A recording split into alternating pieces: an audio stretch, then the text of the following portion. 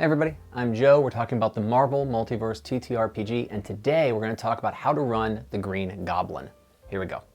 I'm starting a new series with this video where we're going to examine how we might run villains for our games of Marvel Multiverse, and these are going to be villain stat blocks that are published by Marvel in official publications. And we're going to start today with the Green Goblin. We're going to take a look at how to run villains in combat, out of combat, what kinds of stories we're going to run with them, and moreover, we're going to take a look at what rank we would introduce this villain and run them in our games. Here we go.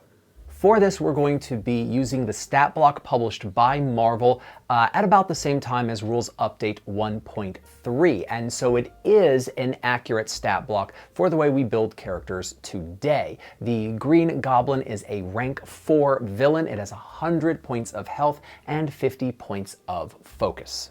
Right off the bat, when we take a look at the ability scores, we realize something is a little bit strange here from a game mechanics point of view. And as I get into this, I want to talk about how we build this character to be more reminiscent of what we see in actual stories and movies and comics versus the way we might actually build a character and run them in the game. Those are two very different things, and I think that the Green Goblin is actually a really good example of building something that is not an optimized character, but more one that feels like the way this character feels in the actual world of our stories. And so with the ability scores, we see 5s in both melee and agility. We see resilience at a 4, thus the 100 points of health. We see a 2 for our vigilance, and ego we see a 1, and logic we see a 3. That all kind of feels mostly appropriate. So let's take a look at this stat block, and as I said, it's a little bit strange. We have 5s in both melee and agility. Already this is not an optimized build because you would want to have one type of attack and be able to bump that amount higher. Here we have 2 forms of attack which are both pretty good. Neither one of them is spectacular. Let's examine each in turn. The melee attack is a +5 to hit, which is fine, but it's actually the higher damage because this character has, when we get into powers, we'll see Super Strong 2. Now, Super Strong 2 is allowing this villain to have a Marvel die roll times 6 + 5 for the melee-based attack and a lower damage output for agility. For the agility, which is going to be our ranged attack on this character, we have accuracy 1 as the power that's boosting it, meaning that this character is going to have damage output from a ranged attack of a Marvel die times 5 + 5 from the ability modifier. Now, both of these powers are being relatively underutilized here. This is an agility-based character, as we're going to see, and this character does meet the requirement for additional movement speed because he has an agility of 5 or more, but looking at the way that the damage output could have scaled, the Green Goblin could be doing a lot more damage. So damage is already a little bit strange for this character. The normal ability score cap is 3 plus your rank, which would mean we could have agility at a 7 or melee at a 7, but in fact, we are not taking advantage on this character of those attributes. Super Strong 2 means that this character could have an increase to the melee stat of +2. So the melee stat actual cap is a 9 on this character. We just have not been able to do the point buy. And when it comes to the accuracy side, the accuracy power that we've taken on this character would increase the agility cap by a +1, meaning this character could theoretically have an 8 instead of a 7 for the ability score cap of agility. And it gets a little bit even weirder than that. We don't know what power sets this character went into first, and rules as they are currently written before the game is fully published, each time you go into a new power set, you get an increase to an ability score cap. This character is in the energy control power set, which increases the cap for agility and the ego of the character. So there's every reason to say that this character, as written, would have an agility cap of a 9 rather than a 7, but we're not able to take advantage of it because the Green Goblin is attempting to be a melee and a ranged combatant. Now we're going to get into what that means in a little bit, but I think this character build is a little bit weird personally. And we do understand where this comes from because in stories we see the Green Goblin being able to grab somebody by the throat, and we want the ability to do some kind of a grapple or a pin on this character to be good. We want the damage to be reasonable, and all of this is backed up by the powers. The Green Goblin has the Crushing Grip power. Crushing Grip is a reaction power that allows you to either grapple or to use the power if somebody is already grappled, and that check would likely be built off of the melee stat block. And I think I know what the play is here. It would make total sense for the Green Goblin, as written, to fly down towards somebody, grapple them by the throat, do damage with Crushing Grip, fly straight up in the air, and drop them. Dropping somebody is a free action in the game, and therefore allow them to just take falling damage. And that's a totally reasonable play for this character to do. However, because the character is splitting the ability scores between melee and agility, it's just not likely to happen. Now, I completely respect the idea that this character should be strong up close to be able to do Crushing Grip, grab somebody, fly in the air, and drop them. But how might we get to that point? I think this character should have dumped the ego stat. I think the way that this character really should have been built, and if I were to alter the stat block, this is what I would do, but this character is supposed to be unhinged if we see the Green Goblin in action. Now, Norman Osborn, the actual person behind the mask, probably was relatively charismatic earlier in his life. He's a successful person, but there's every reason to say the stat was never great. This is somebody who is a scientist who's definitely boosting his logic score, somebody who's an inventor, and we could play Norman as a relatively strange and non-charismatic genius.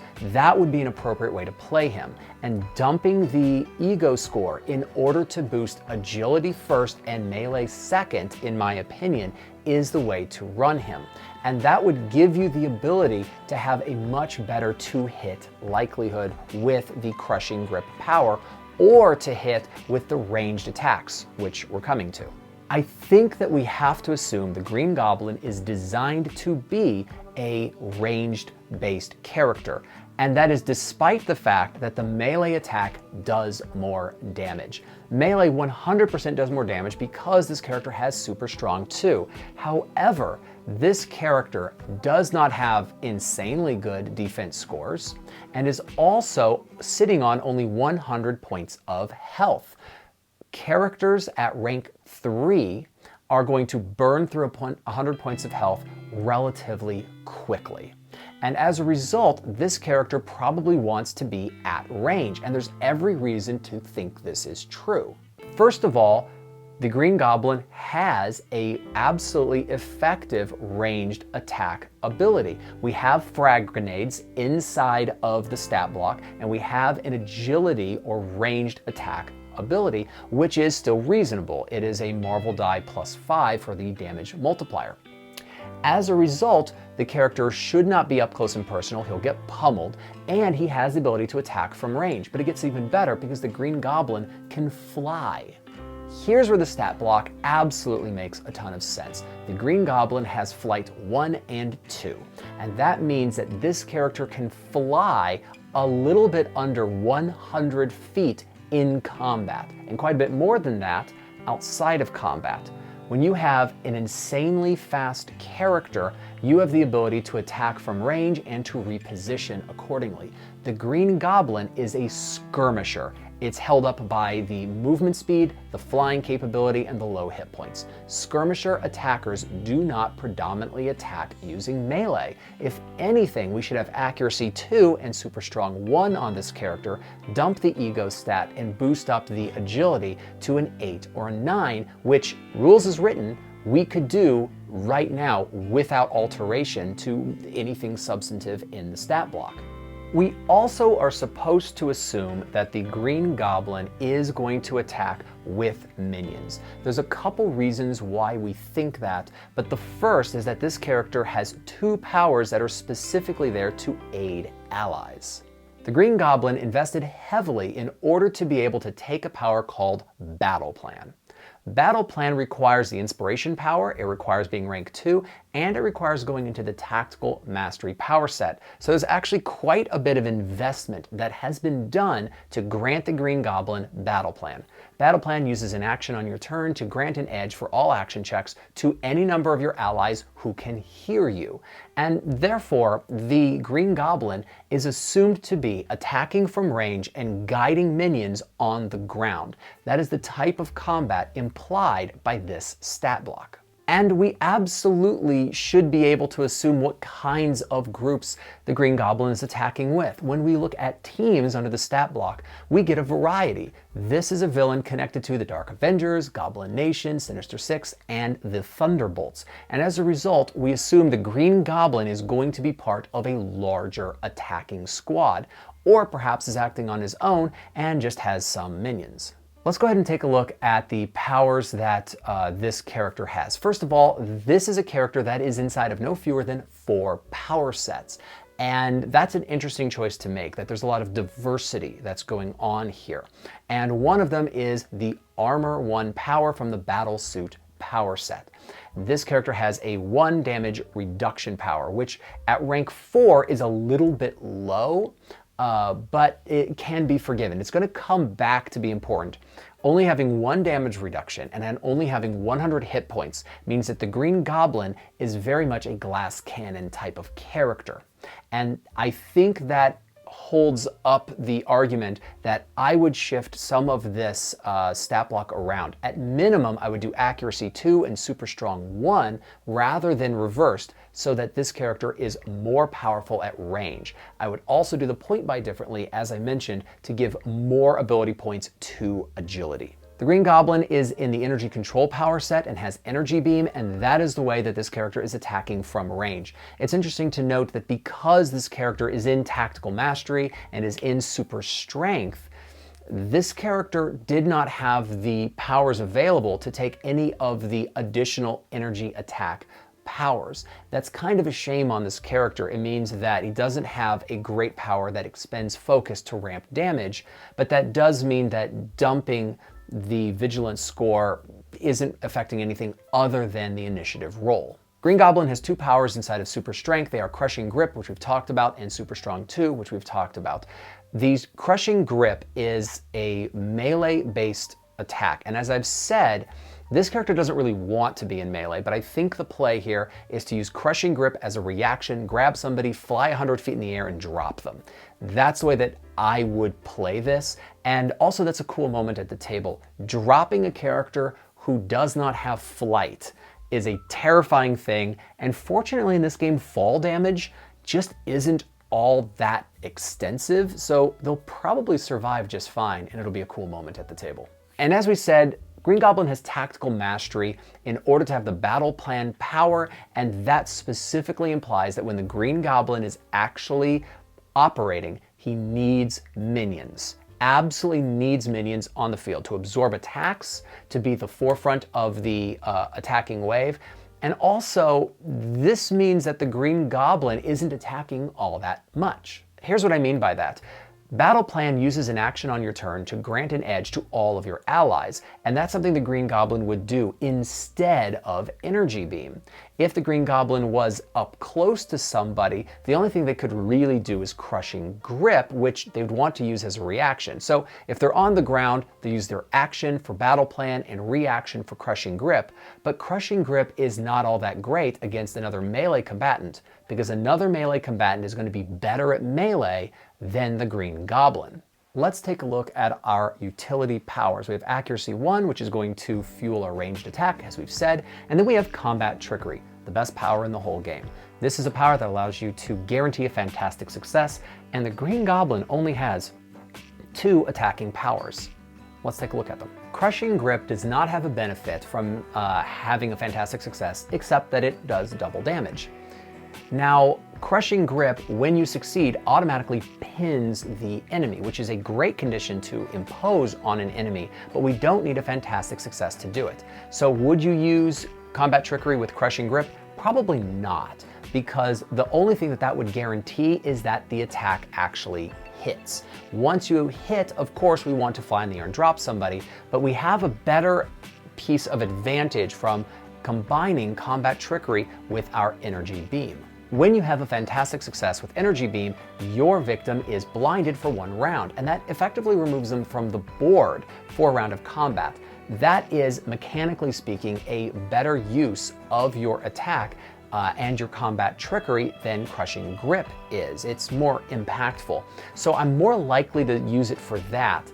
And as I said, the only other exception would be if I really needed to grapple and pin somebody and just guarantee that the attack lands. The utility power that is absolutely the one that makes the most sense here is Flight 2. We have an enormous flying speed in combat. It's going to be slightly less than 100 feet that we can fly per round of combat, which I absolutely love. You need to use that to your advantage, and also it's how this villain is going to make a getaway. The other utility powers here are Inspiration, which really was only taken in order to have a battle plan, and lastly, Healing Factor. Healing Factor is a great power that allows the Green Goblin to heal a little bit every single round of combat without expending an action to do it. And that's going to come in a little bit useful, but as I said, the Green Goblin is a glass cannon. 100 hit points with only 1 damage reduction is going to mean that this character either needs to go up against rank 2 heroes rather than rank 3, or needs to stay far away from the action. So how are we going to run the Green Goblin as a character in the game? Well, first of all, the Green Goblin is connected to a bunch of villainous organizations and teams, and those need to begin to having an incursion factor on the world of your story, and the Green Goblin can be part of those. And also, it's important to note that in the tags, we do have secret identity. In other words, the identity of the Green Goblin is not known as part of the character's stat block. Your players might know who he is, of course, by being familiar with the Marvel world, but the characters do not. And so introducing Norman Osborn as a character and introducing his business is absolutely going to be a useful part of your story building. So what rank would I introduce the Green Goblin? I would introduce him at rank 2 and assume that I won't come to a final battle with my heroes until rank 3. If I introduce him at rank 2, it is likely that my heroes are not going to have the ability to fly yet. And I would introduce the Green Goblin flying with minions, and then assume that he will skirmish and run rather than a fight to the death, and then have him come back at rank 3. Now, the difficulty with this particular plan is at rank 3, if you have 3 or 4 PCs at your table, the second they can get their hands on the Green Goblin, he's going to go down fast in a fight. So I think he's a particularly interesting villain at rank 2, and he absolutely nosedives in his effectiveness as a one-on-one combatant once we get to rank 3. Now, if you're playing with only 1 or 2 player characters, you can run him at player character rank 3 and have a far more interesting boss battle. All right, so that is my analysis of the Green Goblin. I hope you have fun running him in game. If you have, let me know how it went below. As always, YouTube is literally made out of buttons. I hope you pressed some of them, and I'll see you next time. All right,